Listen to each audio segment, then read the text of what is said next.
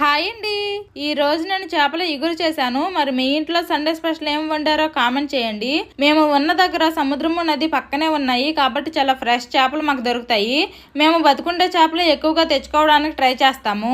మా అమ్మ వాళ్ళ ఊరు పక్కన వంశధార ఏరుంది. అప్పుడప్పుడు మా నాన్న మా అన్నయ్య సరదాగా చేపలు రొయ్యలు పడ్డానికని వెళ్తుంటారు. నేను కూడా నా చిన్నప్పుడు మా ఫ్రెండ్స్ తో కలిసి మా ఊరి ఏరులో చేపలు పట్టాను. చేపలంటే ఏవో పెద్ద చేపలేం కాదు, చిన్న పెత్తపరిగలు అనమాట.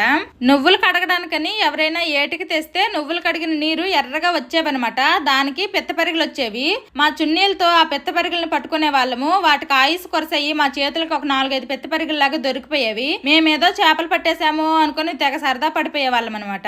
ఇంకా దొరికినవి అక్కడ వదిలేయకుండా ముచ్చి కవర్లో ఏట్లో నీరు వేసేసుకొని అందులో మాకు దొరికిన చేపలు వేసి ఇంటికి తెచ్చి వాటితో ఆడి ఆడి చంపేసే వాళ్ళం పాపం.